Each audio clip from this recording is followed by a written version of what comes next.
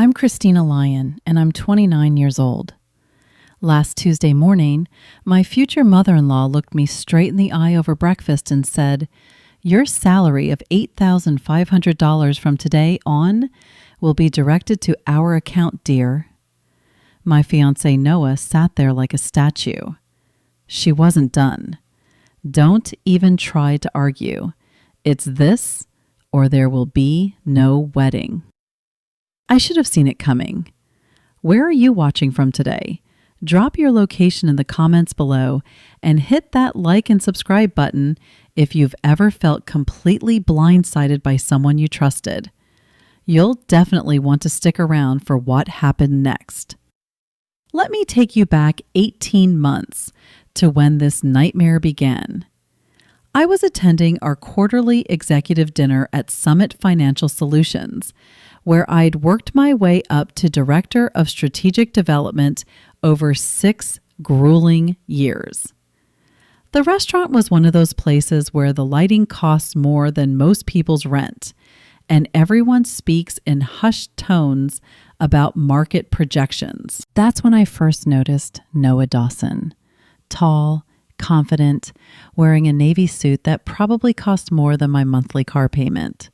He was sitting across the room with David Dawson Sr., one of our major shareholders. I knew Mr. Dawson professionally. Sharp mind, fair businessman, someone I respected.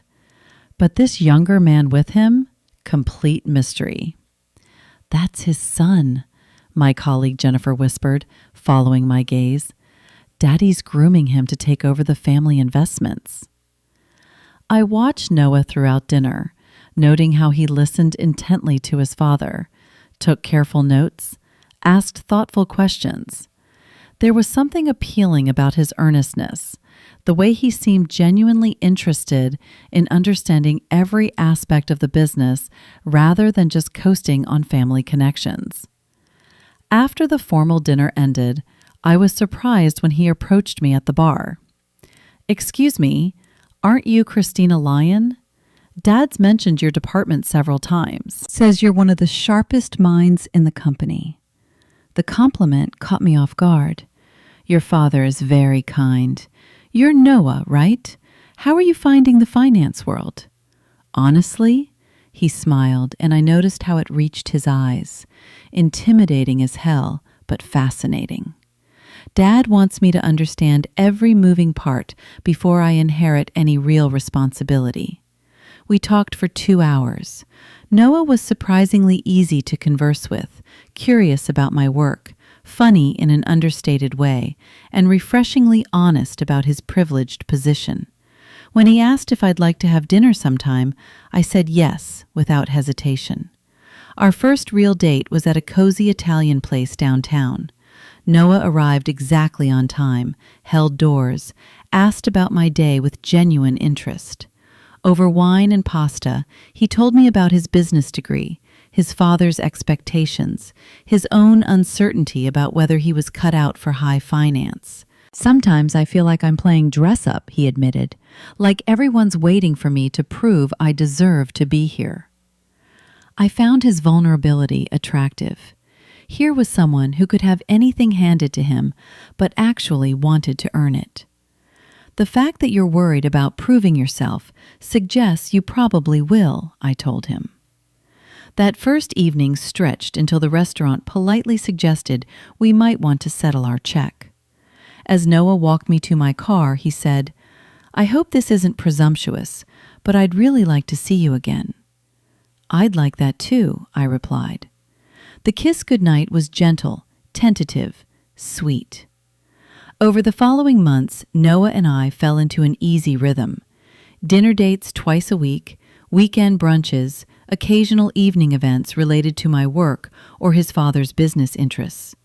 He was attentive without being clingy, ambitious without being ruthless, wealthy without being ostentatious. More importantly, he seemed to genuinely admire my independence. When I worked late, he'd bring dinner to my office. When I stressed about presentations, he'd listen patiently as I practiced my talking points. When colleagues made subtle digs about my blue-collar background, Noah defended me without making a scene. "You've worked for everything you have," he told me one evening as we walked through downtown. "That's incredibly attractive." 6 months in, I met the Dawson family officially. David Sr. welcomed me warmly, clearly approving of his son's choice. "Christina's department has increased our portfolio efficiency by 18% this year," he told Noah proudly. "Smart money follows smart people." Margaret Dawson, Noah's mother, was more reserved, polite, well-dressed, the kind of woman who could make you feel underdressed in designer clothes. She asked careful questions about my background, my education, my family. Nothing overtly rude, but I sensed evaluation in every exchange. Noah's previous relationships were with girls from our social circle. She mentioned casually during one family dinner. It's interesting to see him explore different perspectives. The comment stung, but Noah squeezed my hand under the table reassuringly. Still, I couldn't shake the feeling that Margaret saw me as a temporary diversion rather than a serious girlfriend. When Noah talked excitedly about my latest project's success, she'd nod politely before redirecting conversation to family, friends, or social obligations. But David Sr.'s approval seemed genuine, and Noah's affection felt real. I convinced myself that maternal protectiveness was natural, that Margaret just needed time to warm up to me. Besides, Noah was supporting me in ways I'd never experienced before. When I mentioned wanting to pursue additional certifications, he encouraged me enthusiastically. When I doubted my readiness for greater responsibility at work, he reminded me of my achievements. "You're going places, Christina," he'd say, "and I want to be there to watch you succeed." For the first time in my adult life, I felt like someone was truly in my corner, someone who saw my potential and wanted to help me reach it. What could possibly go wrong? 8 months into our relationship, Noah started talking about our future together. Not in vague someday terms, but with specific plans and timelines. "I want to be established in the company before we get serious about marriage," he'd say over dinner. "I want to deserve you." The comment always made me smile. Here was this man from a wealthy family, heir to significant financial holdings, worried about deserving me. A woman who'd grown up in middle-ass suburbia and worked 2 jobs through college. "You already deserve me," I'd tell him. "The question is whether I deserve you, Christina," he'd say seriously. "You're the smartest, most driven person I know. My father sees it. My colleagues see it. I just hope my mother comes around." Margaret's coolness toward me had become more pronounced over time, though she maintained perfect politeness. At family gatherings, she'd seat me strategically away from Noah during dinner, engage other guests in conversations that naturally excluded me, or make subtle references to suitable matches for her son. "Noah's always been drawn to accomplished women," she'd say to family friends in my presence, though, of course, there's a difference between professional competence and true sophistication. The barbs were expertly crafted, just ambiguous enough that calling them out would seem petty. Noah either didn't notice or chose to ignore them, which frustrated me, but didn't alarm me. His support remained constant. In fact, Noah had become my biggest cheerleader at work. When I mentioned struggling with a particularly complex client portfolio, he'd offer insights from his business school training. When I prepared for challenging presentations, he'd help me anticipate questions. When office politics threatened to undermine my projects, he'd strategize with me about navigation techniques. "You should be running that place," he'd tell me regularly. "Your ideas are brilliant. Your execution is flawless. They're lucky to have you." His confidence in me was intoxicating. For someone who'd always had to prove herself professionally, having a partner who recognized my abilities without qualification felt revolutionary. That's why Noah's announcement about applying for a position at Summit Financial caught me completely off guard. Dad thinks it's time I get hands-on experience in the company, he explained over dinner at our favorite restaurant, and there's an opening in the strategic development department. I nearly choked on my wine. Strategic development? That's my department, Noah. I know, he said quickly. That's actually part of why Dad suggested it. He says working with you would be the best possible training. You could mentor me, help me understand the day-to-day operations. The idea made me deeply uncomfortable. Dating the son of a major shareholder was one thing. Plenty of companies had similar situations, but working directly with him, that seemed like a recipe for workplace gossip and professional complications. Noah, I don't know if that's wise, I said carefully. It could create conflicts of interest, questions about favoritism. I've worked really hard to build my reputation there. His expression shifted slightly. Are you saying you don't want me at the company? I'm saying I'm concerned about how it would look, how it might affect both our careers, Christina, he said, reaching across the table to take my hand. We're talking about getting married. Our careers are going to be intertwined anyway. This could be a great opportunity for us to build something together. The marriage reference made my heart flutter, despite my practical concerns. We discussed it theoretically, but this was the first time Noah had spoken about it as an inevitability rather than a possibility. Besides, he continued, Dad specifically requested that I work with you. He says you're the person who could teach me the most about the business.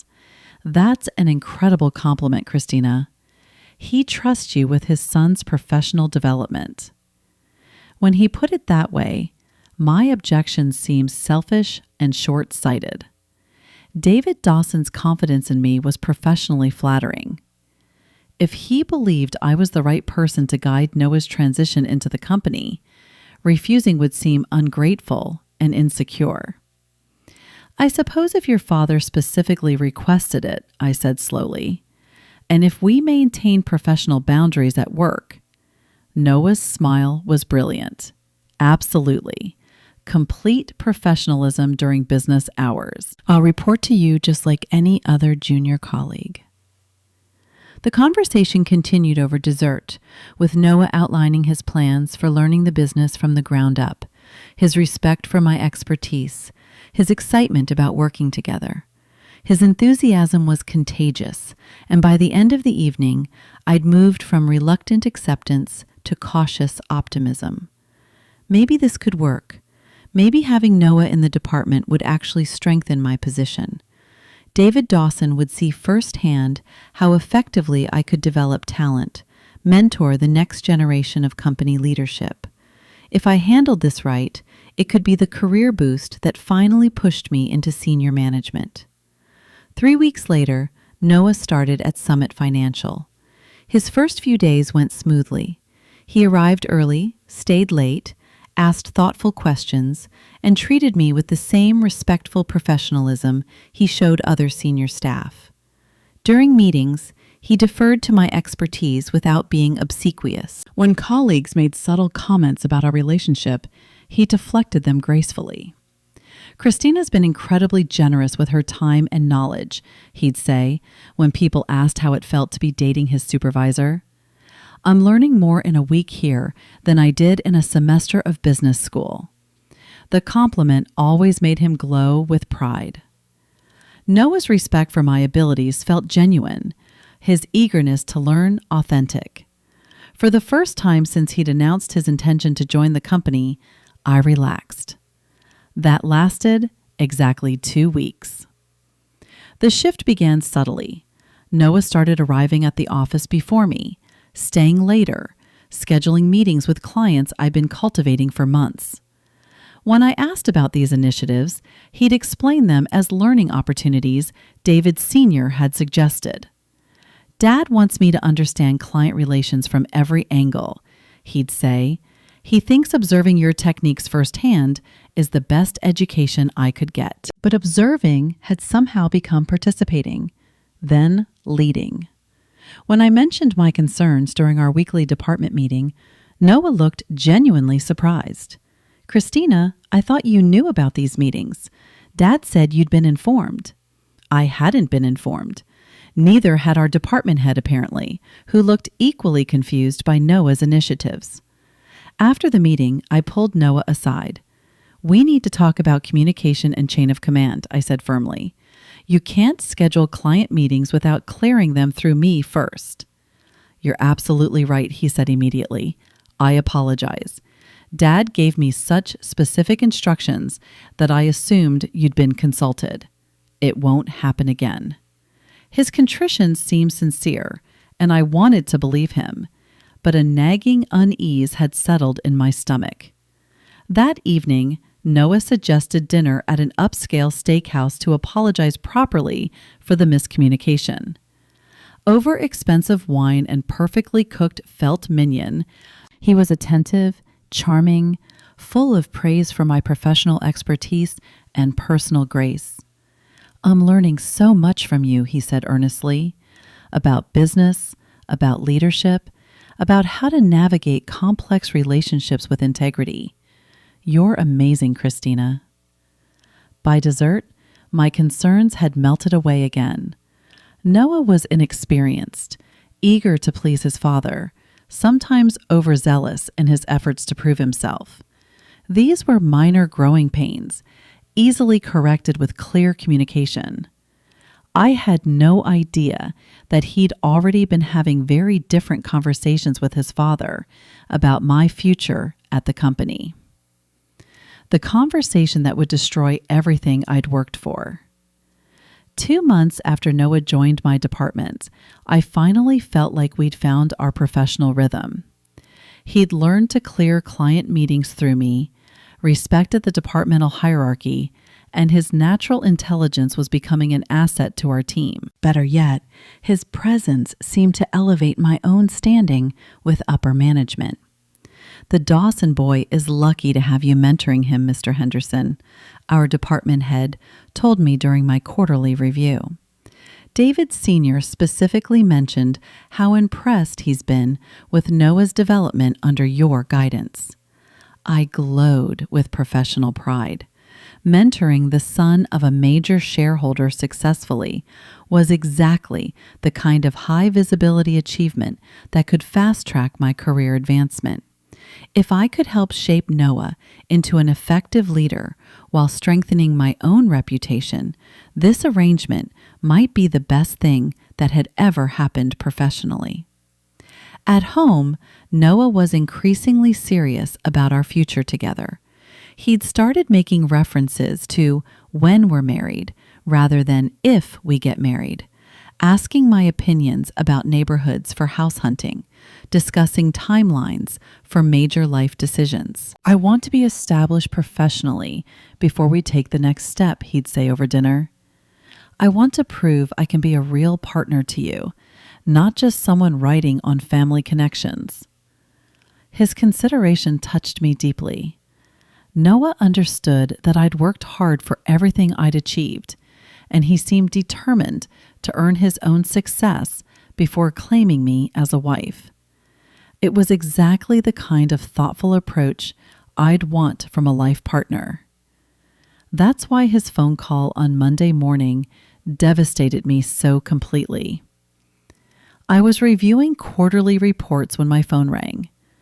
Noah's name appeared on the screen, which surprised me since he was supposed to be in client meetings all morning. Hey, I answered. Everything okay, Christina? His voice sounded strange, tight with some emotion I couldn't identify. I need to tell you something, and I need you to hear me out completely before you react. Ice formed in my stomach. What's wrong?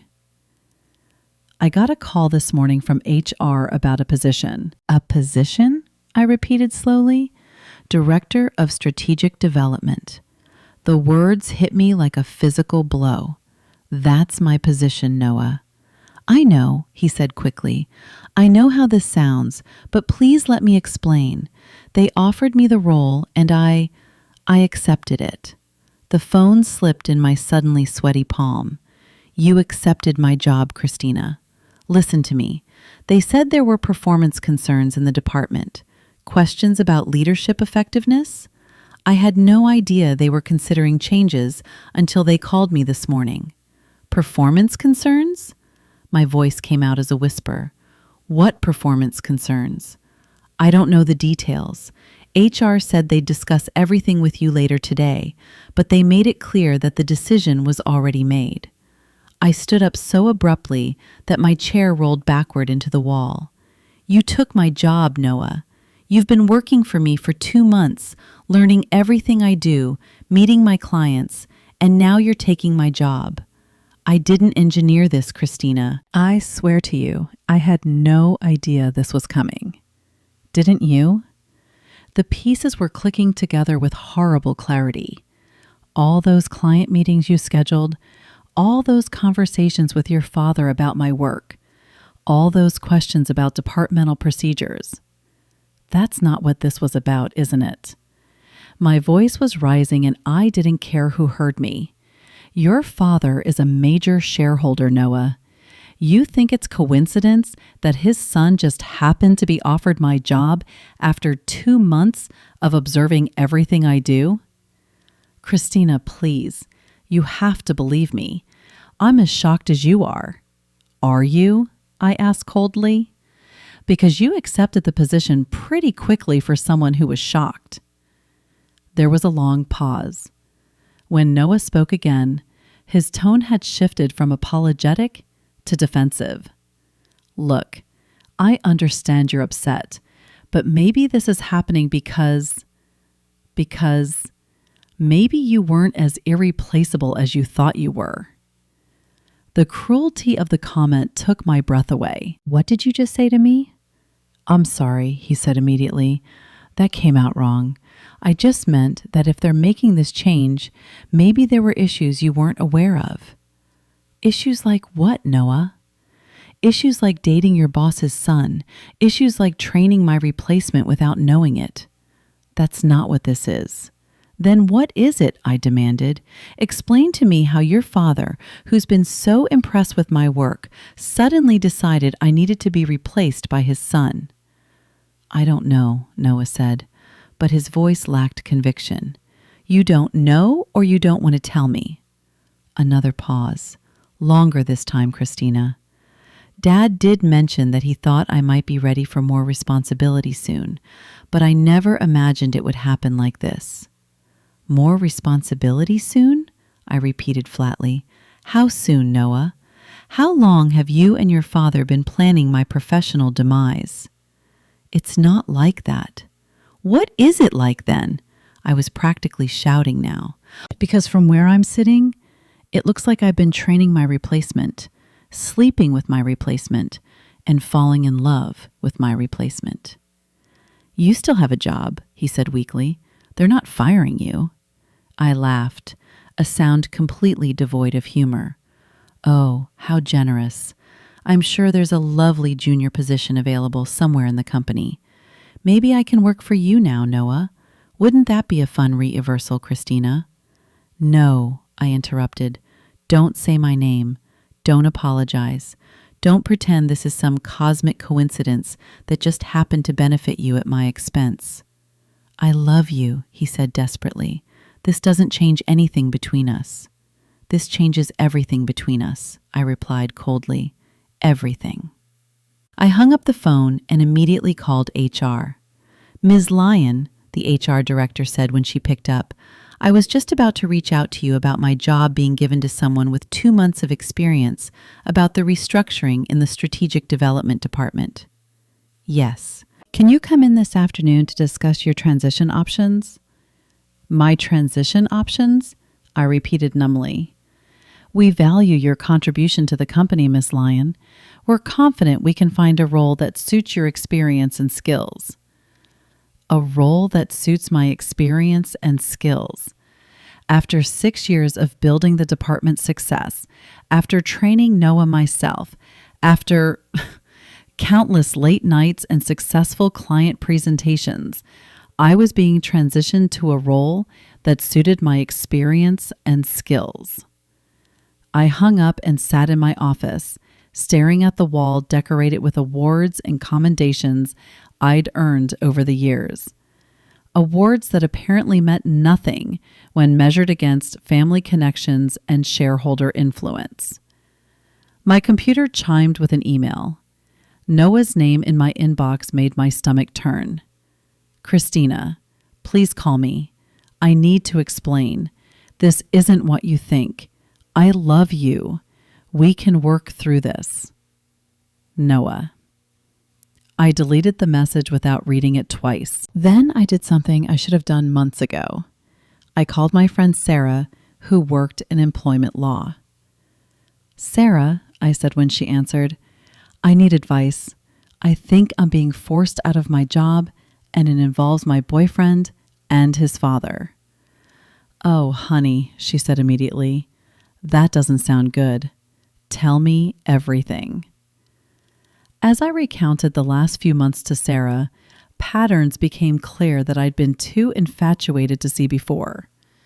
Noah's strategic positioning, his father's involvement, the careful orchestration of my professional downfall. Christina, Sarah said gently when I finished, this sounds like a calculated corporate maneuver. The question is, are you going to let them get away with it? I looked around my office one more time at the awards, the client photos, the evidence of everything I'd built.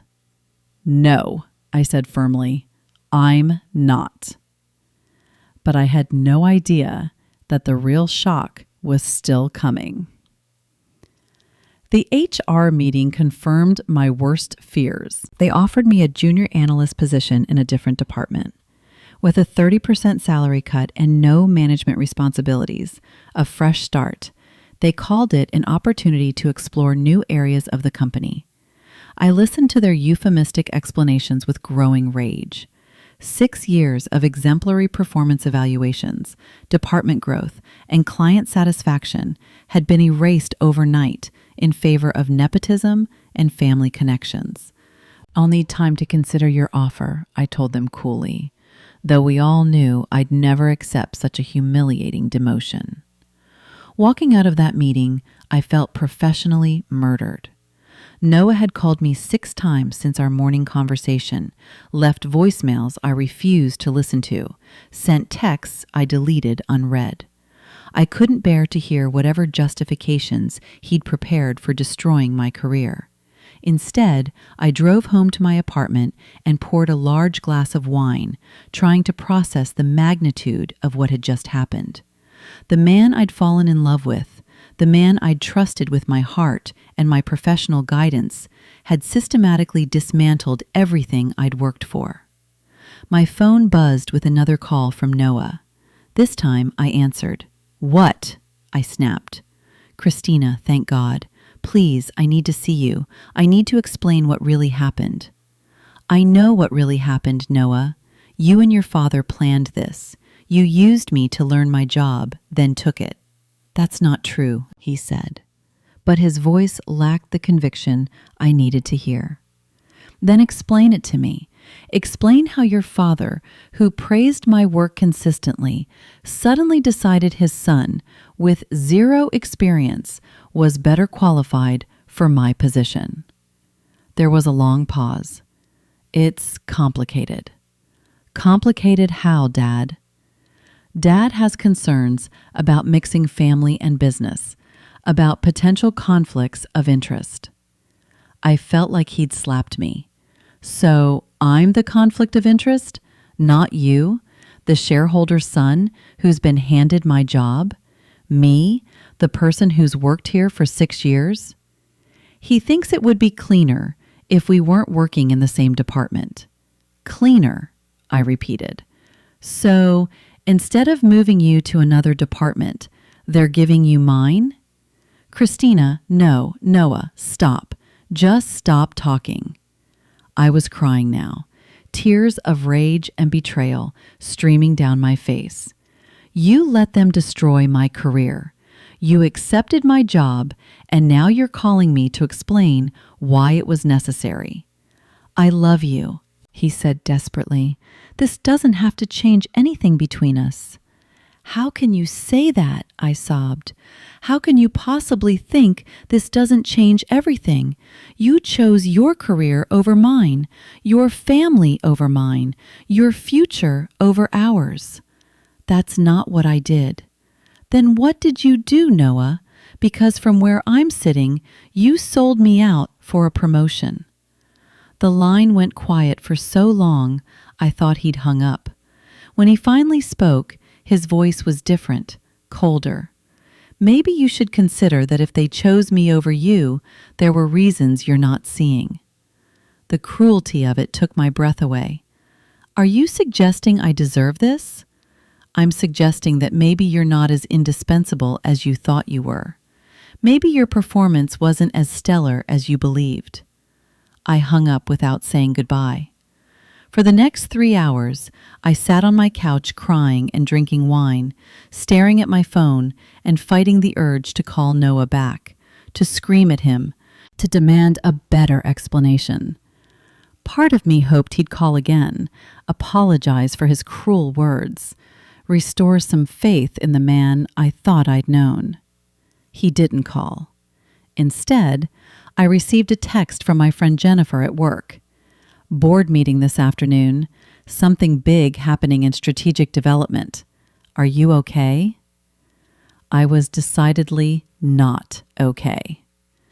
The next morning, I dressed carefully in my best suit and returned to Summit Financial for what I assumed would be my final day. I planned to clean out my office, say goodbye to colleagues, and begin the humiliating process of job hunting after being essentially forced out.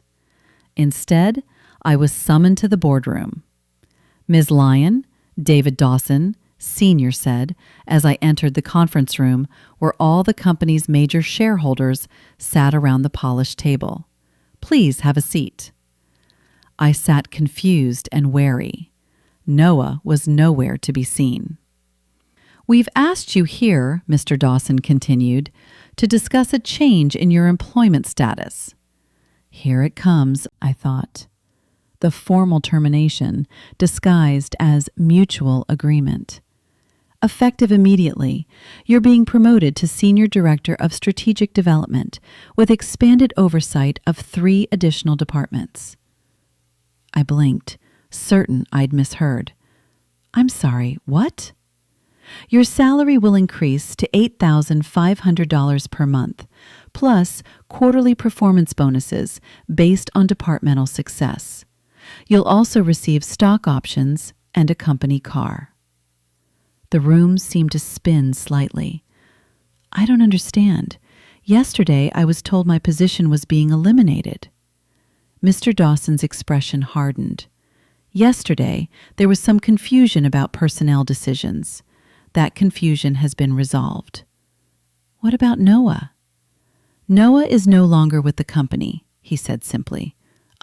What happened? Mr. Dawson leaned back in his chair. Let's just say that your email prompted an investigation that revealed behaviors I couldn't ignore. As both a father and a businessman. Your qualifications, however, have been consistently undervalued. We're correcting that oversight. I sat in stunned silence as the board members outlined my new responsibilities, my expanded team, my enhanced compensation package.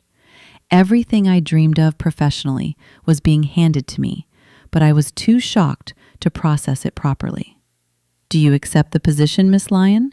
Mr. Dawson asked finally. Yes, I said automatically. Yes, of course. Excellent. Your new office is on the 15th floor, executive level. We'll have your things moved up today. As I left the boardroom in a daze, my phone buzzed with a call from Noah. This time, I answered immediately. Christina, he said, his voice hollow, did you hear about my termination? I just came out of the board meeting, I said carefully. Dad fired me because of you, he said bitterly, because you complained about me getting your job. Noah, I never complained to your father. I haven't spoken to him since this started. Someone did. Someone convinced him that I was unqualified, that you deserved the promotion instead. Maybe he realized it was true. This is all your fault, he said, his voice rising. I lost my job because of you. You lost your job because you accepted a position you weren't qualified for, I replied evenly. I lost mine because your family decided to play games with my career. Now I'm getting it back with interest. I hope you're happy, he said coldly. I am, I lied, because despite the professional victory, despite the vindication, I was heartbroken. The man I'd loved had revealed himself to be someone I didn't recognize. Christina, Noah said, his voice suddenly desperate again. I'm sorry. I'm so sorry. I love you. We can get through this. Let me take you to dinner tonight. Let me explain everything. I looked around at my old office, soon to be packed up and moved to the executive floor at the career I'd almost lost and had now recovered in spectacular fashion. Okay, I said softly. Dinner tonight? Really? Really? Because despite everything, part of me still hoped we could salvage something from the wreckage.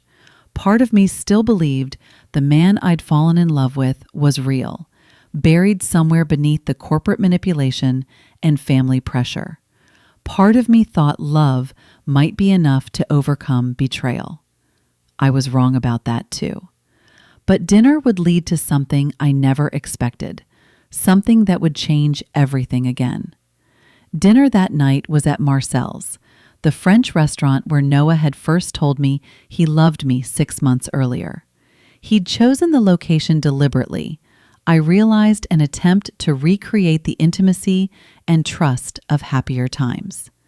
Noah was waiting when I arrived, looking haggarded in a way I'd never seen before. His usually perfect hair was disheveled, his shirt wrinkled, his confident posture replaced by nervous energy. Christina, he stood as I approached the table. Thank you for coming. I wasn't sure you would. I sat across from him, studying his face for signs of the man I'd fallen in love with. I almost didn't. I need you to know how sorry I am, he said immediately. About everything, about the job situation, about what I said on the phone, about how this all played out. Which part are you sorry about? Noah taking my job or getting caught? He winced. I'm sorry for hurting you, for not protecting you, for not being honest about what my father was planning. So you did know. He was quiet for a long moment. I knew Dad was considering changes in the department. I knew he wanted me to take on more responsibility. But I swear to you, Christina, I didn't know they were planning to replace you until HR called me yesterday morning, and you said yes immediately. I panicked, he admitted. Dad had been building up to this for weeks, talking about my future with the company, my readiness for leadership roles. When they offered me the position, I felt like I couldn't say no without disappointing him. So, you disappointed me instead. I made a terrible mistake, he said, reaching across the table to take my hand. I didn't pull away, though I wanted to. I should have consulted you first. I should have considered how it would affect your career. You should have declined the position entirely. You're right, he said immediately. You're absolutely right. I was selfish and short-sighted and completely wrong. The waiter appeared to take our orders, providing a momentary respite from the emotional intensity. Noah ordered wine, a good vintage, expensive, another gesture aimed at recreating better times between us. Tell me about your day, he said when we were alone again. About the promotion. It's everything I've worked toward for years, I said carefully. Senior director, expanded responsibilities, significant salary increase. Your father was very generous. Noah's jaw tightened slightly.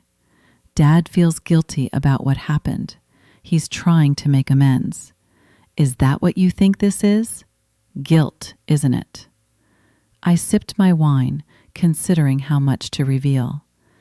Your father told the board that your qualifications for leadership had been overestimated, that mine had been consistently undervalued. He said that in front of everyone. Yes. Noah stared into his wine glass. He destroyed my reputation to save yours. Maybe he told the truth to correct a mistake. Maybe, Noah said, but his voice was bitter. Our appetizers arrived, providing another brief interruption. Noah barely touched his food, while I found myself surprisingly hungry. The stress of the last 48 hours had left me emotionally drained, but oddly clear-headed. Christina, Noah said finally, I know I have a lot of work to do to earn back your trust. I know I hurt you in ways that might be unforgivable, but I love you. I want to marry you. I want us to build a life together. The proposal hung in the air between us like a question mark. Are you asking me to marry you? I said softly. I'm asking you to give me a chance to prove that what happened was a mistake, not a revelation about who I am. I studied his face, looking for signs of sincerity or manipulation. Noah seemed genuinely remorseful, genuinely frightened of losing me. But then again, he'd seemed genuine about many things that had turned out to be calculated. If we were to move forward, I said carefully, things would have to be different. Anything, he said immediately, whatever you need. Complete honesty about your family, about business, about everything. Done. And boundaries with your parents regarding our relationship. Absolutely. And time. I need time to trust you again, Noah. I can't just pretend this didn't happen. I understand. The waiter returned to clear our plates and offer dessert. Noah declined for both of us, apparently eager to continue our conversation. Christina, he said, pulling a small velvet box from his jacket pocket, I bought this 3 weeks ago. Before any of this happened, I was planning to propose at the end of the month after I'd proven myself at the company. My heart stopped. The ring box sat on the white tablecloth between us like a small blue bomb. I know the timing is terrible, he continued. I know you need time to trust me again, but I want you to know that my feelings for you, my intentions toward you, were real before this mess happened, and they're real now. Noah, you don't have to answer tonight. Just know that I'm serious about us, about making this right. He opened the box. The ring was stunning.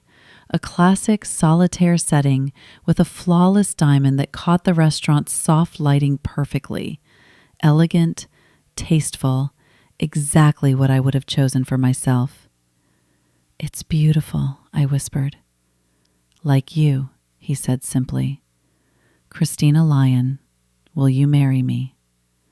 The question I'd been hoping to hear for months had finally arrived, but under circumstances I'd never imagined. The man I loved was asking me to marry him on the same day he'd lost his job because of professional betrayal that had nearly destroyed my career. Noah, I said slowly, I need to think about this. I need time to process everything that's happened. Of course, he said quickly. Take all the time you need. I'll wait. And a need to understand your family's role in all of this. The truth about what your father was planning. What your mother thinks about me. What kind of pressure you were under. I'll tell you everything, he promised. Every conversation, every consideration, every moment I should have handled differently. I reached out and closed the ring box gently. Then ask me again in a month if you can be completely honest about what happened. If you can show me that this was truly a mistake rather than a pattern. If you can prove that you'll choose us over family pressure, ask me again." "1 month," he said solemnly. "I can do that." "Good," I said, standing, "because Noah, I do love you, despite everything that's happened. I do love you, but love isn't enough if I can't trust you to protect what we're building together." He stood as well, pulling out his wallet to pay for dinner. "I'll earn back your trust, Christina. I promise you that." As we walked to our cars, Noah asked quietly, "Can I call you tomorrow?" "Yes," I said. "But Noah, no games, no manipulation, no family pressure, just honesty." "Just honesty," he agreed. I drove home that night with my emotions in chaos. The ring had been perfect, his proposal genuine, his remorse seemingly authentic. But trust, once broken, would take time to rebuild. What I didn't know was that Margaret Dawson had very different plans for our relationship's future. Plans that would reveal themselves on what should have been the happiest morning of my life. 3 weeks after Noah's proposal, I finally said yes. Not because the month was up, but because he'd kept every promise he made that night at Marcel's. He'd called every day without being pushy, shared detailed explanations about his father's business plans and his own uncertainties. And most importantly, he'd shown me text messages from his mother that revealed exactly how she felt about our relationship. "She thinks I'm settling." He told me one evening as we walked through Central Park.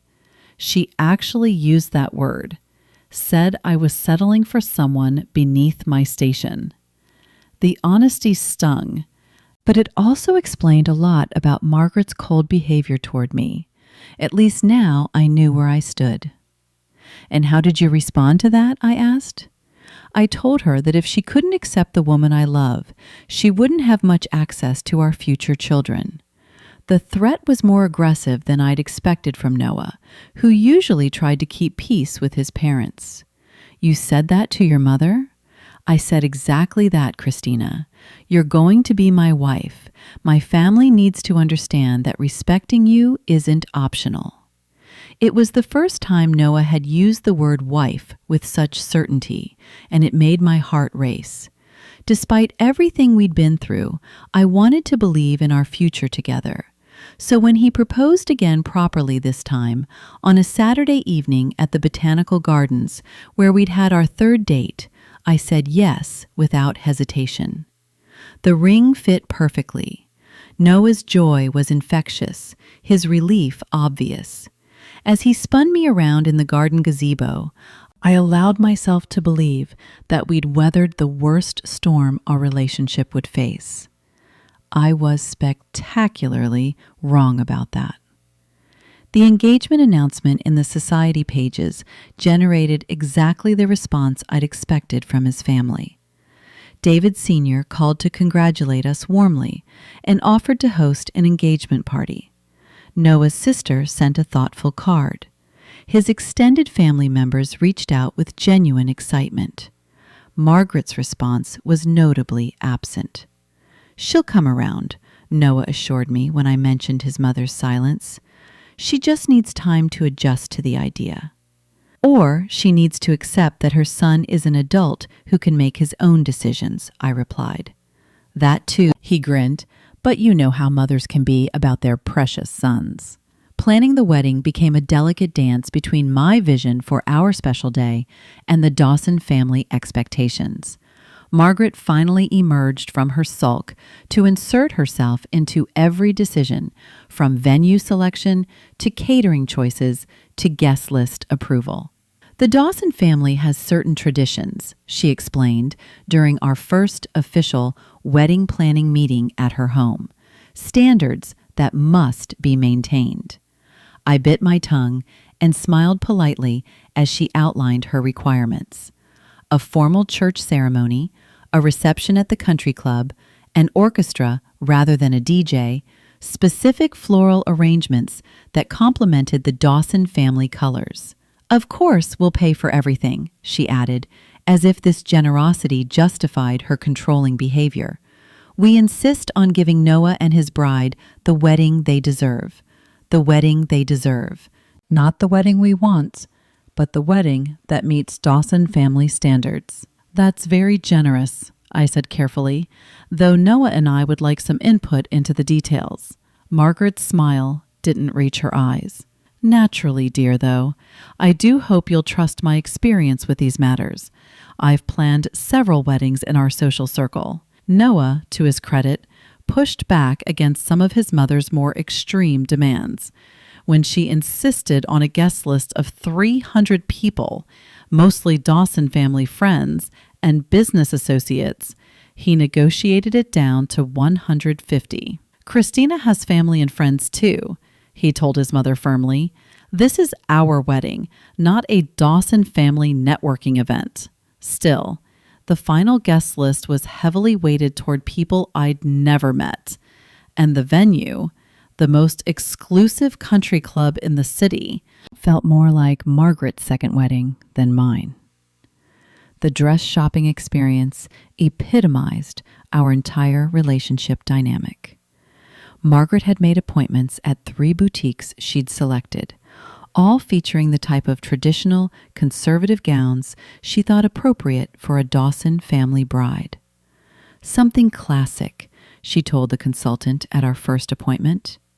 Elegant, appropriate for our family's position in the community.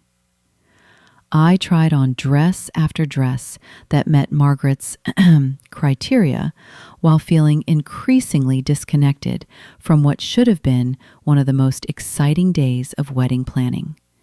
Every gown was beautiful, expensive, and completely wrong for my personality. This one is perfect, Margaret announced as I emerged from the dressing room in a cathedral train ball gown that made me feel like I was wearing a costume. So sophisticated, Noah, who'd been largely silent during the appointment, finally spoke up. Christina, what do you think? Do you love it? It's beautiful, I said diplomatically, avoiding the direct question. But do you love it? He pressed. I looked at myself in the 3-way mirror, seeing a stranger wearing someone else's dream dress. I think I'd like to keep looking. Margaret's jaw tightened almost imperceptibly. Of course, dear, though I should mention that ordering takes 12 weeks, and we're already cutting it close. The subtle pressure was expertly applied, but Noah surprised me by standing firm. Mom, if Christina wants to keep looking, we keep looking. The dress is important. That afternoon, Noah took me to a small boutique I'd admired but never mentioned. Try on whatever you want, he said. No family pressure, no time constraints. Just find the dress that makes you feel like yourself. I found it on the 3rd try. A sleek, modern gown with delicate beading and a flowing train that felt both elegant and authentically. When I stepped out of the dressing room, Noah's expression told me everything I needed to know. That's the one, he said softly. That's my bride. The dress cost twice what Margaret had budgeted, but Noah didn't hesitate to pay the difference. This is what you want, he said simply. This is what you should have. In moments like those, I remembered why I'd fallen in love with him despite his family's complications. 2 weeks before the wedding, all the pieces seemed to be falling into place. The venue was booked, the flowers arranged, the catering confirmed. My dress hung in my closet like a promise of the future we were building together. Noah and I had settled into a comfortable routine of shared dinners, wedding planning sessions, and long conversations about our hopes for married life. He was attentive without being clingy, excited about our future without being unrealistic about the challenges we'd face, blending our very different backgrounds. I know my family can be difficult, he told me one evening as we reviewed the final guest count, but I need you to know that you come first, always. Whatever happens, whatever pressure they apply, you're my priority. I know that, I said, and I meant it. Noah had proven his commitment to me repeatedly over the past few months. What I didn't know was that Margaret Dawson had one final test planned for our relationship, a test that would reveal exactly what kind of man I was really marrying and what kind of family I was about to join. The morning of our wedding would bring revelations that would change everything forever. Our wedding day dawned crisp and clear, exactly the kind of October morning I dreamed of when we first set the date. The hotel suite was filled with autumn flowers. My dress hung perfectly pressed by the window, and my bridesmaids were due to arrive in an hour for champagne and preparation photos. I should have been nervous, excited, overwhelmed with bridal emotions. Instead, I felt strangely calm as I sipped my morning coffee and watched Noah sleep peacefully in the bed beside me. In a few hours, I'd officially become Mrs. Noah Dawson, joining one of the city's most prominent families. The thought should have thrilled me. Instead, it felt surreal. Noah stirred as sunlight crept across the bed. "Good morning, Mrs. Dawson-to-be," he said sleepily, pulling me closer. "Good morning, Mr. Dawson," I replied, letting him kiss my neck softly. "Are you ready for this?" he asked, fully awake now. "Are you?" I countered. "I've been ready since our second date," he said confidently. "Though I have to admit, I'm nervous about the ceremony. All those people watching, all those expectations. Your mother's expectations," I corrected gently. "Everyone's expectations," he said, "but especially yours. I want today to be perfect for you, Christina." His sincerity touched me as it always did. Whatever flaws Noah had, whatever family complications we'd navigate, his love for me felt genuine. A knock at the door interrupted our morning intimacy. "Room service?" a voice called. "I didn't order anything," I said, confused. Noah shrugged. "Maybe Mom sent something. You know how she likes to handle details."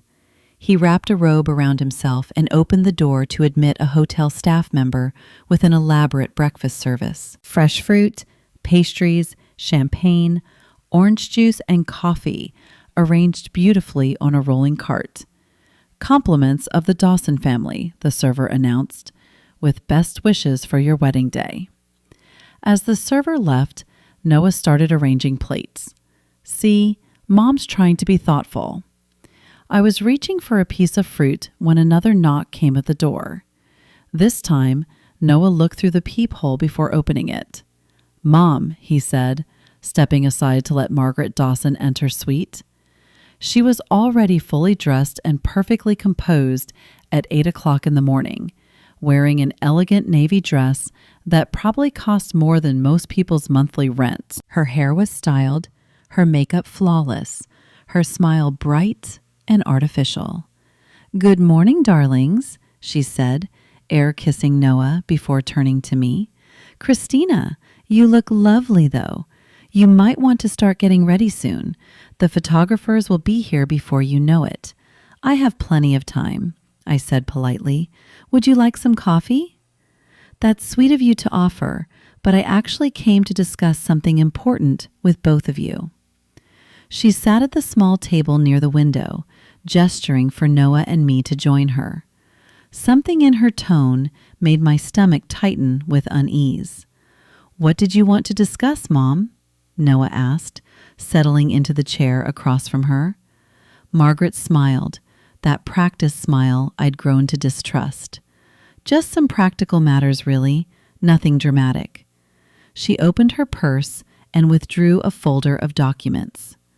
"I've been working with our accountant on some financial arrangements for after the wedding." "Financial arrangements?" I asked. "Well, yes, dear. When you marry into the Dawson family, certain practical considerations become relevant." Noah frowned. Mom, we've already discussed the prenup. Christina and I both signed it. This isn't about the prenup, darling. This is about household management. She spread several papers across the table between us. Bank account statements, investment documents, household budget projections. As you know, Christina, our family takes financial responsibility very seriously. We've always believed that money should be managed by those with the most experience handling significant assets. I glanced at Noah, who was studying the documents with growing confusion. What exactly are you suggesting, Mom? Margaret's smile never wavered. I'm suggesting that Christina's salary should be managed through the family accounts for efficiency, you understand, for proper tax planning and investment strategies. The words hung in the air for several seconds before their full meaning registered. You want my paycheck to go into your account? I said slowly. The family account, yes. Noah's trust fund, your salary, the various investment returns, all managed together for maximum benefit. My salary that I earn at my job, I clarified. Of course, dear. Your impressive salary of $8,500 per month plus bonuses. It's quite remarkable, really, what you've achieved professionally. The praise felt like poison wrapped in sugar. Noah shifted uncomfortably. Mom, I'm not sure Christina and I have discussed anything like this. Well, that's why I'm bringing it up now, Margaret Sedley. Better to establish these arrangements clearly from the beginning. I looked directly at her, my voice carefully level. Mrs. Dawson, are you saying that my paycheck should go directly into an account controlled by your family? Controlled by Noah, primarily, though David and I would naturally provide guidance on investment decisions and tax strategies. We have so much more experience with significant money management. The insult was expertly crafted and delivered with a smile. And what would I have access to for my personal expenses? I asked an allowance, naturally. A generous allowance for clothing, personal items, entertainment, whatever a young woman might need. An allowance from my own earnings. I turned to Noah, waiting for him to object, to defend me, to explain to his mother why her proposal was completely unacceptable. He said nothing. Noah, I prompted softly. He was staring at the documents, his jaw tight with tension. This is a lot to process, Mom. Maybe we should discuss this after the honeymoon.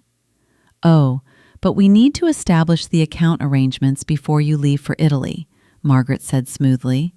The bank requires advance notice for significant direct deposit changes. Still, Noah said nothing definitive. No rejection of his mother's outrageous demand, no defense of my financial independence, no protection of my dignity. Margaret continued as if his silence was agreement. I know it seems overwhelming, dear, but you'll appreciate having these responsibilities handled for you. Managing significant wealth can be quite stressful for someone without experience. Someone without experience. Someone not good enough to handle her own money. Someone who needed the Dawson family to manage the salary she earned through her own professional achievements. What do you think, Christina? Margaret asked, her tone suggesting there was only one acceptable answer. I looked at Noah one more time, giving him a final opportunity to intervene, to stand up for me, to show that he understood how insulting his mother's proposal was. He met my eyes, but remained silent. I smiled politely and said the two words that would end everything. That's interesting. What do you think will happen next? Will Christina accept this outrageous demand? Or does she have something else in mind? Let me know in the comments below. I stood up from the table with deliberate calm, still wearing my silk pajamas and hotel robe. You know what, Margaret? I think that's a wonderful idea. Both Noah and his mother looked slightly surprised by my agreeable tone. It is, Margaret said, though she tried to hide her shock with another practiced smile. Absolutely, I replied sweetly. It makes perfect sense that the Dawson family should handle all financial decisions. After all, you have so much experience with money management. Well, yes, Margaret said, clearly pleased. I'm so glad you understand the practical benefits. Noah was watching me with growing unease, as if he sensed something beneath my compliance that he couldn't quite identify. In fact, I continued, moving toward my suitcase, I think you should handle all the financial arrangements for today as well. Today, Margaret asked. The wedding expenses, the final payments to vendors, the reception costs, all those practical details that require someone with real experience managing significant money. He began pulling clothes from my suitcase while Margaret and Noah exchanged confused glances. Christina, Noah said slowly, what are you doing? Getting dressed, I replied matter-of-factly. Your mother is absolutely right that I lack experience with financial responsibility. So, I'm leaving all of today's money management in her capable hands. Margaret's confident expression began to falter. I don't understand, dear. It's simple, I said, pulling on jeans and a sweater. I'm withdrawing my financial contribution to this wedding. Since my money needs to be managed by people with more experience, I shouldn't be making any significant financial decisions today. Christina, stop, Noah said, standing up. What are you talking about? I turned to face them both, my voice still pleasantly calm. I'm talking about the $50,000 I've contributed to this wedding, Noah. The dress, the flowers, the photography, the music, the honeymoon deposits, all paid for with my inexperienced, poorly managed salary. The color drained from Margaret's face. Since I clearly can't be trusted with financial decisions, I continued, I'm sure your family can handle the vendor payments scheduled for this morning. Noah was staring at me in growing alarm. Christina, you can't be serious.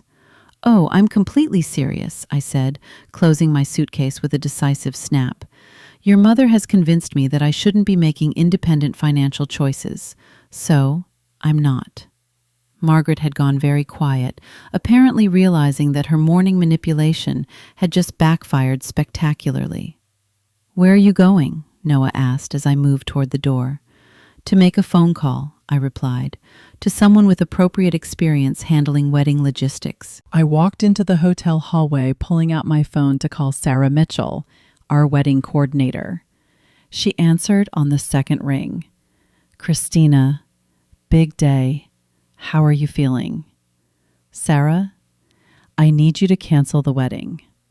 Silence then. I'm sorry, what? Cancel everything. The ceremony, the reception, all of it. Immediately. Christina, is everything okay? Are you having cold feet? I'm having clarity, I replied. Please contact all the vendors and inform them that the wedding is canceled. The Dawson family will handle any financial obligations. But Christina, the vendors need to be paid today. Final payments are due before services are provided. Then the Dawson family should pay them. I'm withdrawing my financial participation. Another long pause. Okay, I need to understand what's happening here. Are you calling off the wedding entirely or postponing? Calling it off entirely. And you want me to notify vendors that the Dawson family is responsible for all payments? Exactly. What about guest notifications? Notify my family and friends only. Let them know the wedding is canceled and they shouldn't come to the church. Don't contact any of Noah's family or the Dawson family guests. Christina, this is going to be complicated. I know. That's why I'm paying you to handle it. Use your experience with difficult logistics. All right, Sarah said, though I could hear the stress in her voice. I'll start making calls immediately, but Christina, are you sure about this? I've never been more sure of anything in my life. I hung up and returned to the suite where Noah was pacing frantically while Margaret sat frozen at the table. What did you just do? Noah demanded. I called our wedding coordinator and canceled the wedding, I said simply. Margaret gasped. You can't do that. Actually, I can. And I did. Noah grabbed my arm. Christina, stop. We can work this out. We can discuss the financial arrangements after the wedding. I looked down at his hand on my arm until he released me. There's nothing to discuss, Noah. Your mother made her position very clear. My money isn't my own. I'm not capable of making appropriate financial decisions. I need Dawson family supervision. That's not what she meant, he said desperately. Isn't it? I turned to Margaret. Did I misunderstand your proposal, Margaret? Were you not suggesting that my salary should go into accounts you control? Margaret opened her mouth, but no words came out. I see, I continued. So, I understood perfectly, which means I'm making the most responsible financial decision possible, removing myself from any situation where my poor money management might cause problems. Noah was staring at me in shock. This is insane, Christina. You're destroying our wedding because of a misunderstanding about bank accounts. I'm protecting the Dawson family from my financial incompetence, I replied. Your mother was very concerned about my lack of experience with significant money management. This eliminates that problem entirely. I picked up my purse and moved toward the door. Where are you going? Noah asked again. Home to pack my things and move out of our apartment. Christina, wait, Margaret said suddenly, her voice desperate. Perhaps we can discuss alternative arrangements. I turned back to her with a polite smile. Oh no, Margaret, you were absolutely right the first time. I shouldn't be trusted with major financial decisions like wedding expenses or mortgage payments or any shared household costs. You're being ridiculous, Noah said angrily. Am I? Your mother just told me I'm too inexperienced to handle my own paycheck. She's probably right about other financial responsibilities too. I opened the door to leave, then turned back one final time. Oh, and Noah, you might want to call the church and the country club. Explain to them that the Dawson family will handle all the final payments since the bride is too financially irresponsible to be trusted with money management. Margaret made a strangled sound. Enjoy your wedding day, I added pleasantly, and walked out. As the elevator doors closed, I heard Noah shouting my name down the hallway. I didn't look back. The hotel lobby was bustling with weekend activity as I crossed to the front desk to settle my bill. The irony wasn't lost on me. Even in the act of leaving my wedding, I was making responsible financial decisions. Checking out early, Miss Lyon? The desk clerk asked with professional courtesy. Change of plans? I replied simply. As I waited for my receipt, my phone started buzzing with increasingly frantic calls from Noah. I declined each one, watching the screen light up and fade repeatedly. After the sixth call, I powered it off entirely. The drive home to Noah's downtown apartment, our apartment, I corrected myself bitterly, gave me time to process what had just happened. In the space of 30 minutes, I'd gone from nervous bride to single woman. all because of Margaret Dawson's breathtaking arrogance. But it wasn't really about the money, was it? It was about respect, about autonomy, about Noah's complete failure to defend me when his mother attempted to reduce me to a financial dependent. His silence had been the most telling moment of our entire relationship. I packed methodically, taking only my personal belongings and leaving behind anything Noah had purchased for our shared life. The engagement ring went on the kitchen counter with a brief note, "No longer needed, P." My phone, when I finally turned it back on, showed 23 missed calls and 37 text messages. Noah, Margaret, David, Sr., even Noah's sister trying to reach me. I deleted them all without reading. The only call I returned was to my best friend, Jennifer. "Christina, I just got the strangest call from your wedding coordinator saying the ceremony is canceled. Please tell me this is some kind of prank." "It's not a prank, Jen. I called off the wedding this morning." "What happened? Are you okay?" I gave her the abbreviated version while I finished packing my clothes. By the time I reached the part about Margaret's financial proposal, Jennifer was making increasingly outraged sounds. "She wanted your paycheck deposited into their account, like you're some kind of employee instead of her son's wife." Essentially, yes. And Noah said nothing? Noah said nothing. "Oh, honey, I'm so sorry. But also good for you. That's completely insane." "It gets better," I said, folding my professional wardrobe carefully. "All the vendor payments are due today. Final payments before services. Guess who's been covering those costs?" Oh no. Oh yes. The Dawson family is about to discover that their son's unemployed ex-fiancé was financing their elaborate society wedding. How much are we talking about? $50,000 in final payments due today, not counting the deposits I've already made that are non-refundable. Jennifer whistled low. That's going to be an expensive morning for the Dawson family. That's going to be an educational morning for the Dawson family, I corrected. By noon, I'd moved my essentials into an extended stay hotel room and begun the process of finding a permanent apartment. My phone continued buzzing with calls I refused to answer. But I did read the text messages that started arriving around 2 o'clock.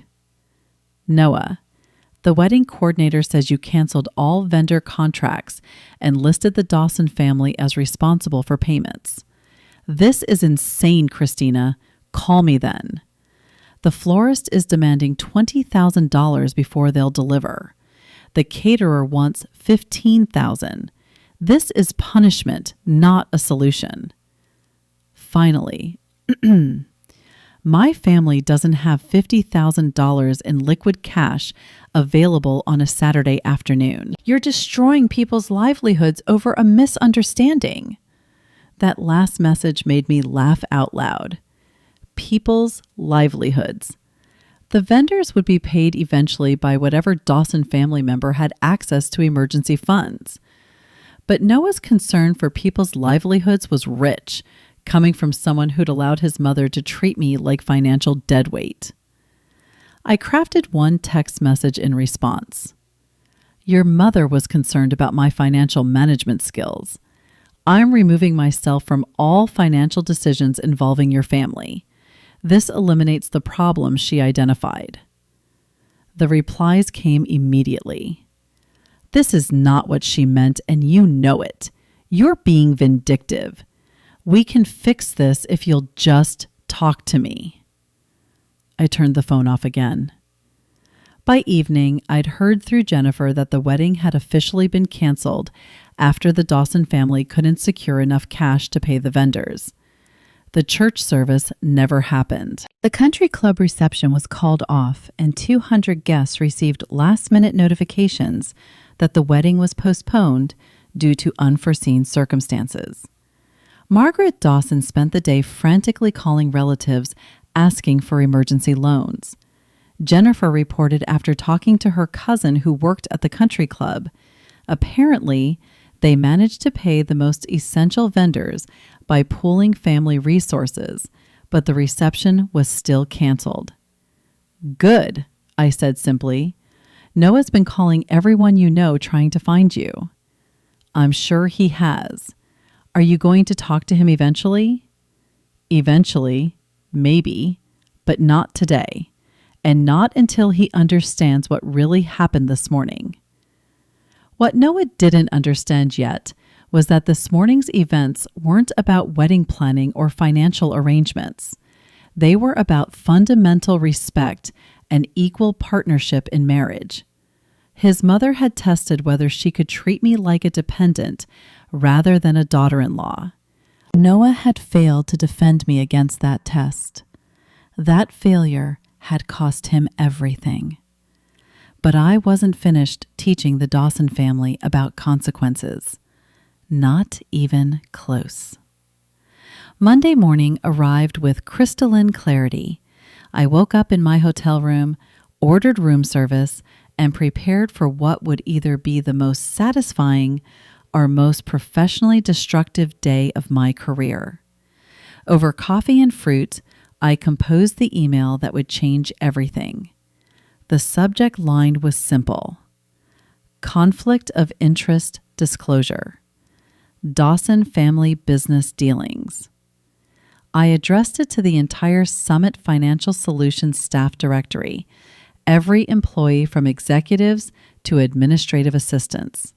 If I was going down professionally, I was going down with transparency. "Dear colleagues," I began, my fingers moving steadily across the keyboard. "I am writing to inform you of significant conflicts of interest that have come to light regarding my personal relationship with Noah Dawson and his family's business interests with our company. As you know, Noah Dawson was recently hired into my department despite having no relevant experience, based solely on his father's position as a major shareholder. What you may not know is that this hiring was part of a coordinated effort to eventually replace me as Director of Strategic Development. I have discovered that David Dawson Sr. and his son Noah engaged in systematic deception regarding Noah's qualifications and intentions. Noah was never a genuine employee seeking to learn the business. He was a plant gathering intelligence about my methods, my client relationships, and my departmental operations for thesis purpose of taking over my role. This became clear when Noah accepted my position after working under my supervision for only 2 months. When I raised concerns about this obvious nepotism, Noah stated that if the company chose him over me, there must be reasons I wasn't seeing, essentially implying that my performance was deficient. What makes this particularly egregious is that Noah and I were engaged to be married during this entire period. He used our intimate relationship to gather professional intelligence while planning to undermine my career. This represents a profound breach of professional ethics and personal trust. Furthermore, I have reason to believe that David Dawson Sr. has been sharing confidential client information and strategic plans with his son, who had no authorized access to such materials. This represents a serious breach of fiduciary duty to our clients and potentially exposes the company to liability. I am providing this disclosure because I believe our clients and colleagues deserve to know about the unethical business practices being conducted by the Dawson family through their association with our company. Noah Dawson's termination last week was justified not only by his lack of qualifications, but by his fundamental dishonesty about his intentions and methods. I encourage anyone who observed questionable behavior or inappropriate sharing of confidential information to document these incidents for potential review by our compliance department. Sincerely, Christina Lyon, Senior Director of Strategic Development. I read through the email 3 times, checking for accuracy and tone. Every statement was factual. Every implication was justified by evidence. Every consequence was earned. Then I hit send. The response was immediate and overwhelming. Within minutes, my work email was flooded with replies. Colleagues expressing shock, support staff sharing their own observations about Noah's inappropriate access to confidential materials, department heads asking for clarification about specific incidents. Jennifer called within the hour. "Christina, what have you done?" "I've disclosed a conflict of interest," I said calmly. "Exactly what company policy requires when personal relationships intersect with business operations. You've declared war on the Dawson family. I've exposed the truth about their business practices. David Dawson Sr. is a major shareholder.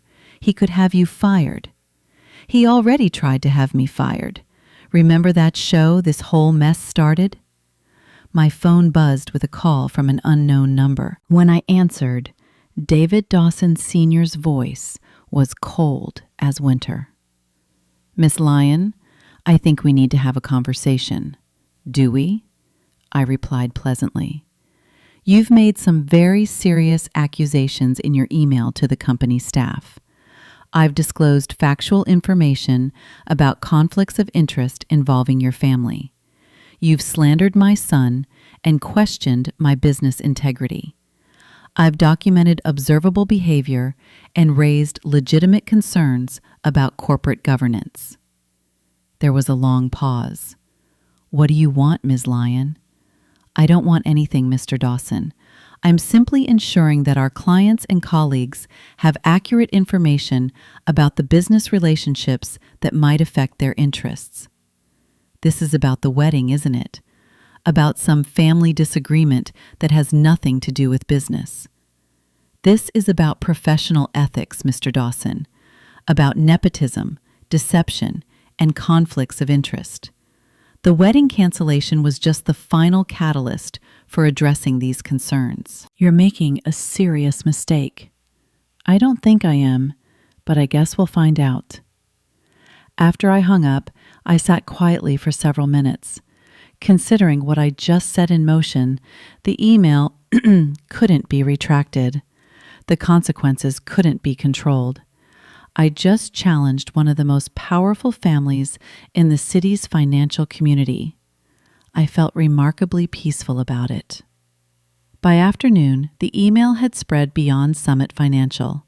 Someone had forwarded it to contacts at other investment firms, and by evening, the story was circulating through the entire industry. Noah finally reached me around 6 o'clock, his voice shaking with rage. "What the hell have you done, Christina? I've reported your family's unethical business practices to our colleagues. You've destroyed my reputation over a personal grudge. I've disclosed accurate information about professional misconduct. Your reputation destroyed itself.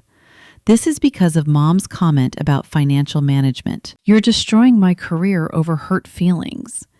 This is because you used our relationship to gather intelligence for sabotaging my career. Your mother's comment was just the final insult. Nobody will hire me now. You realize that, right? This email will follow me everywhere in the industry." "Good," I said simply. "Maybe other women won't have to experience what I did." "I loved you, Christina. I wanted to marry you. You loved having access to my professional knowledge and client relationships. You wanted to marry someone you could control financially and professionally. That's not true, isn't it? When your mother demanded control of my paycheck, you said nothing. When she implied I was too incompetent to manage my own money, you said nothing. when she treated me like a dependent rather than an equal partner, you said nothing. I was trying to keep peace. You were showing me exactly who you choose when forced to pick between your family and your wife. I'm grateful you clarified that before we signed marriage documents. The conversation ended with Noah threatening legal action for defamation. I welcomed him to try. Every word in my email was true, and I had documentation to prove it. The industry response to my email exceeded even my expectations.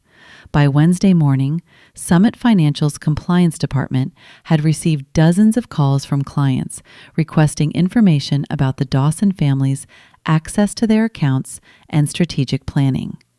I was called into an emergency board meeting that afternoon. Ms. Lyon, the chairman began, his expression carefully neutral. Your recent communication to staff has created significant concern among our client base. I understand that, I replied calmly. Conflict of interest disclosures often raise legitimate questions. Some board members feel that your email was inappropriate given Mr. Dawson Sr.'s position with our company. Some board members are probably concerned about liability exposure if these conflict issues aren't properly addressed. The chairman's slight smile suggested I'd guessed correctly. Indeed, which is why we need to understand exactly what evidence you have to support your statements. For the next 2 hours, I presented a comprehensive case. Noah's premature access to confidential client files, his unauthorized attendance at strategic planning meetings, his father's inappropriate sharing of board-level information, the coordinated effort to undermine my position through deceptive hiring practices. I had documentation for everything: emails, meeting notes, witness statements from colleagues who'd observed inappropriate information sharing. This is quite thorough, one board member observed. Professional misconduct should be thoroughly documented, I replied. The board deliberated for another hour before calling me back into the room. Ms. Lyon, based on your evidence and our preliminary investigation, we're taking several immediate actions. I waited. First, Noah Dawson's termination is being upgraded from standard dismissal to termination for cause with no severance or benefits continuation. Second, David Dawson Sr. is being removed from his position on our board of directors, and his shareholder voting rights are being suspended pending a full compliance review. Third, we're conducting a comprehensive audit of all client accounts that had any contact with Noah Dawson during his employment here. The room was silent as the implications sank in. Furthermore, the chairman continued, your promotion to executive director is being accelerated with immediate implementation of enhanced compensation and equity participation. I blinked, stunned. I'm sorry, what? Your handling of this situation demonstrates exactly the kind of integrity and attention to detail we need in senior leadership. You've protected our clients' interests at considerable personal cost. We're also establishing new policies for family member hiring and access to confidential information based on the weaknesses you've identified in our current procedures. As I left the boardroom, I felt a strange mixture of vindication and disbelief. In the space of a week, I'd gone from canceled bride to the youngest executive director in Summit Financial's history. My phone buzzed with a text from Jennifer. Emergency drinks needed. Meet me at Morrison's at 6. By the time I reached the bar, word had already spread through the industry grapevine. Jennifer was waiting with 2 martinis and a grin. You magnificent, terrifying woman, she said as I sat down. Do you realize what you've just accomplished? I've reported unethical behavior to the appropriate authorities. You've taken down one of the most connected families in the city's financial sector. David Dawson Sr., built his reputation over 30 years, and you've destroyed it in a week. I've exposed behavior that was already destroying it. I just made it visible. And Noah? What about Noah? Word is that he's unemployable now. No firm will touch him after your email and the board's findings. I sipped my martini thoughtfully. Good. Maybe he'll learn to build something through his own efforts instead of undermining other people's work. You're really not going to feel guilty about this, are you? Should I? He used our relationship to sabotage my career. His father enabled systematic conflicts of interest that could have damaged our clients. His mother treated me like a financial dependent. Why should I feel guilty about documenting the truth? Because you loved him. I loved who I thought he was. The real Noah turned out to be someone entirely different. Jennifer raised her glass to the real Christina then, who turned out to be someone even more formidable than any of us imagined. We clinked glasses, and for the first time in months, I felt genuinely excited about my future. The next morning brought a final surprise. David Dawson Sr. called me personally. Ms. Lyon, I owe you an apology. I said nothing, waiting. My investigation into my son's activities has revealed behavior I find deeply disappointing. You were right to bring these issues to the board's attention. I'm glad you see it that way. Noah's actions were unethical and unprofessional, but more than that, they were disrespectful to you personally. As someone who worked hard to build her career, you deserved better treatment from our family. The apology was unexpected and genuine sounding. My wife's behavior at your wedding was equally inappropriate. I want you to know that I had no knowledge of her financial demands, and I completely disagree with her approach. I appreciate you saying that, Mr. Dawson. I also want you to know that I support the board's decisions regarding Noah and myself. Some mistakes require significant consequences. After we hung up, I reflected on how completely the situation had reversed itself. The Dawson family's attempt to control and diminish me had instead elevated me to unprecedented professional success while destroying their own standing in the industry. Sometimes justice is poetic. Sometimes karma works exactly as it should. And sometimes standing up for yourself creates consequences you never could have imagined. 6 months later, I stood at the window of my new executive office on the 22nd floor, looking out at the city skyline that had once seemed so intimidating. The Dawson family's attempt to diminish me had ultimately launched me into the stratosphere of professional success. Executive director at 29 years old, an unprecedented achievement in our industry, according to the trade publications that had covered my promotion. Not because of family connections or political maneuvering, but because I'd protected client interests and corporate integrity when it would have been easier to stay silent. The irony was delicious. My assistant knocked softly on the door. Miss Lyon, your 3:00 appointment is here. Send her in, please. Margaret Dawson entered my office hesitantly, a stark contrast to the confident woman who had demanded control of my paycheck on what should have been my wedding day. She looked older, somehow diminished, though still impeccably dressed.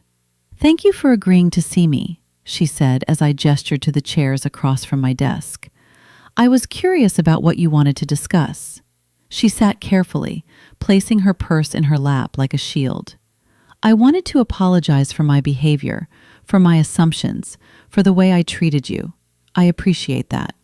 I also wanted to ask, Noah is struggling, really struggling. No firm will hire him. His reputation is... She paused, searching for words. Is there anything you might do to help rehabilitate his professional standing? I studied her face, looking for signs of the arrogance that had characterized every previous interaction. Instead, I saw genuine desperation. Mrs. Dawson, what exactly are you asking me to do? Perhaps a letter to industry contacts explaining that Noah's behavior was an aberration, that he's learned from his mistakes and deserves a second chance. A letter vouching for someone who used our intimate relationship to undermine my career? She flinched. I know how it sounds, but he's my son, Miss Lyon, and he's not the same person he was. This experience has changed him. I hope it has. Will you consider it, please? I leaned back in my executive chair, considering my response carefully. Mrs. Dawson, 6 months ago, you sat in my hotel room and told me I wasn't competent to manage my own paycheck. You demanded that my salary, money I earned through my own professional achievements, be deposited into accounts controlled by your family. She nodded, tears forming in her eyes. Your son sat there and said nothing while you treated me like a financial dependent. Then, when I refused to accept that treatment, he took my job and told me that maybe I wasn't as irreplaceable as I thought. He regrets that deeply. I'm sure he does. Regret is a natural consequence of facing accountability for harmful behavior. Margaret was crying now, quietly, but genuinely. Here's what I'll do, I said finally. Noah can make an appointment to see me. Not you advocating for him, not his father interceding on his behalf, but Noah himself. If he can demonstrate genuine understanding of why his behavior was wrong, if he can show real accountability for the harm he caused, I'll consider writing a letter. Really? But understand that my letter will be completely honest. It will acknowledge his professional abilities while also documenting his ethical failures. Whether that helps or hurts his job prospects will depend on how potential employers weigh competence against character. Margaret nodded gratefully. Thank you. That's more than we deserve. Mrs. Dawson, I said as she stood to leave, can I ask you something? Of course. When you demanded control of my paycheck, what did you really think would happen? Did you honestly believe I would accept being treated like a child with an allowance? She was quiet for a long moment. I thought you would understand that joining our family meant accepting our way of doing things. I thought you would prioritize Noah's happiness over your own independence. And now I realize that independence was exactly what made you worthy of my son. And I destroyed it because I was threatened by your strength. It was the most honest thing Margaret Dawson had ever said to me. Your son didn't lose a compliant wife, Mrs. Dawson. He lost a strong partner. That's a much greater loss. After she left, I returned to the window, reflecting on how completely my life had transformed. The woman who had tried to reduce me to financial dependence was now pleading for my mercy. The man who had betrayed my trust was now professionally ruined by his own choices. The family that had treated me as inferior was now acknowledging my power. I thought about Noah occasionally, whether he was truly learning from his mistakes or simply resenting the consequences, whether he understood that love without respect, just possession in disguise, whether he would ever become the man I thought I was marrying. But mostly, I thought about the future I was building, the clients who trusted my judgment, the colleagues who respected my leadership, the industry recognition I'd earned through integrity and competence. My phone buzzed with a text from my latest romantic interest, Peter, a colleague from another firm who was brilliant, kind, and most importantly, secure enough to celebrate my success rather than feel threatened by it. Dinner tonight. I made reservations at that new place you mentioned. I smiled, typing back my acceptance. Sometimes the best revenge is living well. Sometimes the greatest victory is discovering that you were stronger than anyone realized, including yourself. Sometimes losing everything you thought you wanted leads you to everything you actually needed. I had Noah Dawson's betrayal to thank for that revelation. If this story resonated with you, make sure to like and subscribe for more stories about finding your strength when people underestimate you. Remember that your worth isn't determined by those who fail to see it. And sometimes the most painful rejections lead to the most spectacular transformations. The Dawson family learned that lesson the hard way, but they learned it. And that, perhaps, was justice.